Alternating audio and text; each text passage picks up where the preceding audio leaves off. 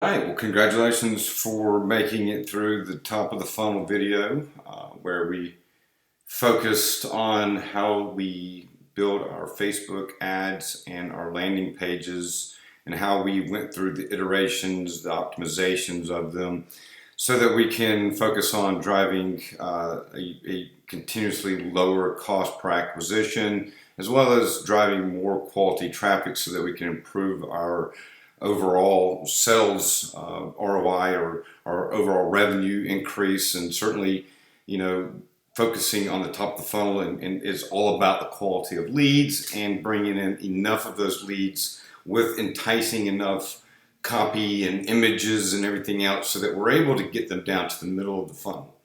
And now in the middle of the funnel, our concerns are now with more on the email templates and automation sequences that we have, however you want to call it. Some people call it email drips or whatever. But how we have those set up also with our retargeting campaigns that we're going to, just for this course, set up on Facebook.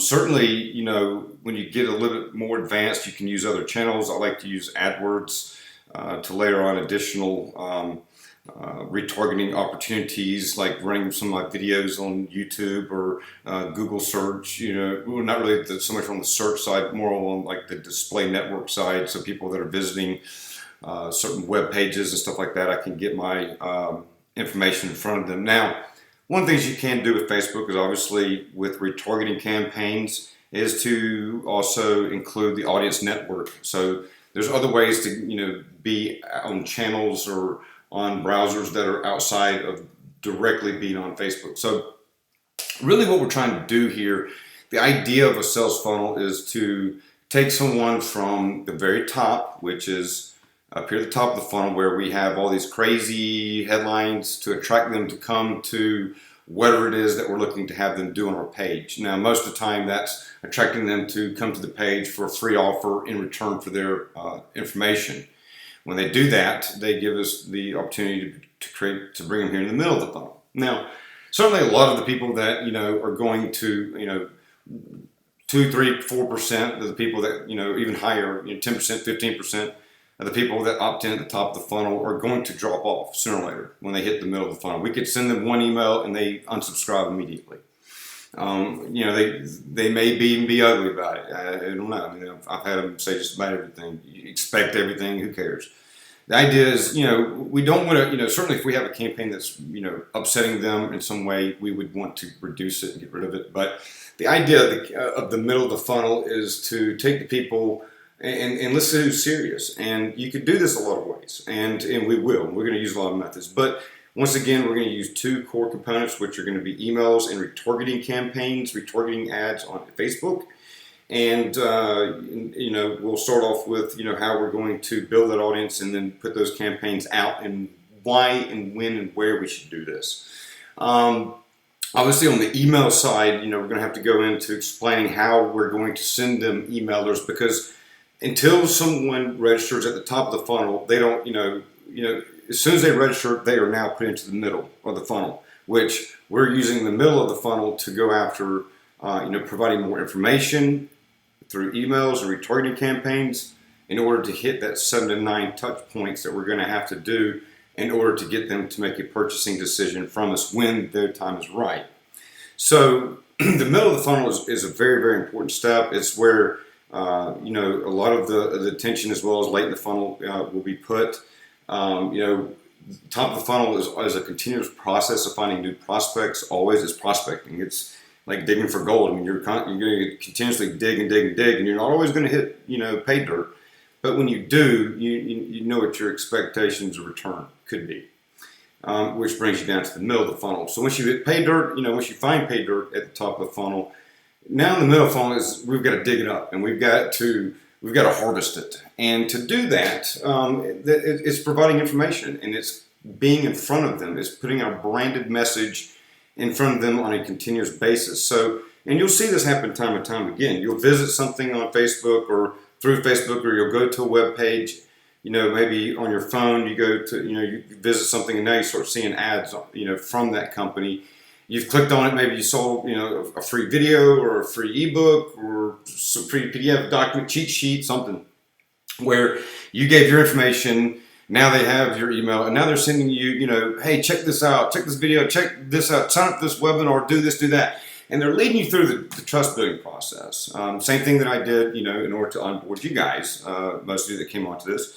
We'll have gone through some sort of similar process, but it's all about designing the process around understanding how we are going to focus our ads, the message that we're trying to deliver to them, and then as well as being able to walk them through the steps so that they can end up at the bottom of the funnel. So in this, course section, really focus on how we use middle of the funnel to build up trust and put the branded message through our emails and retargeting campaigns.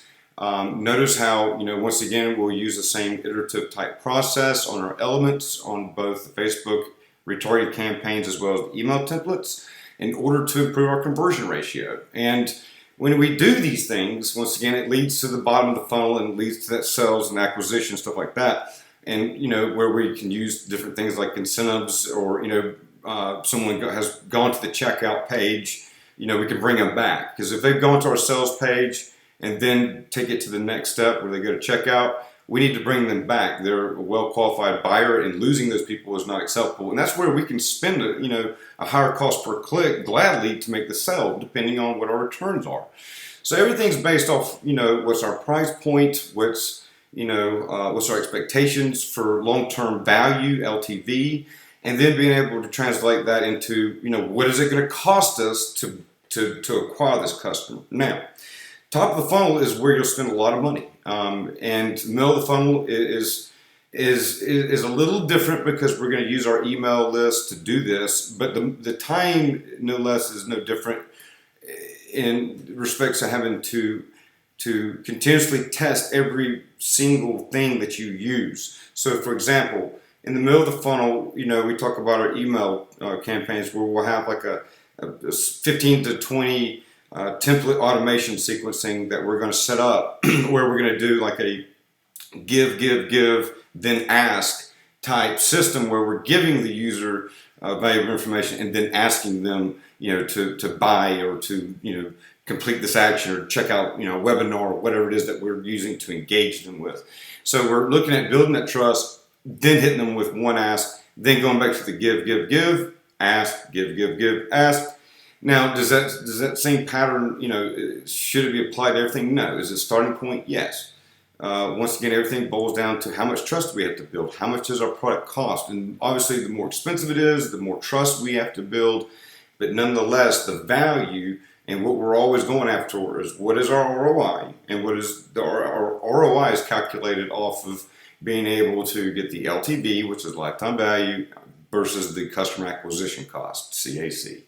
So the middle of the funnel is going to add another layer of cost to our acquisition model. So once again, we're going to take, let's say at the top of the funnel, we're acquiring leads at $3 a lead.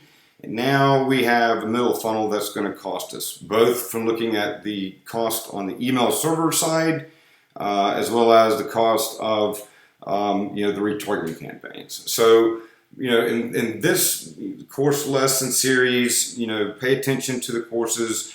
What I'm doing during this course is repeat it yourself.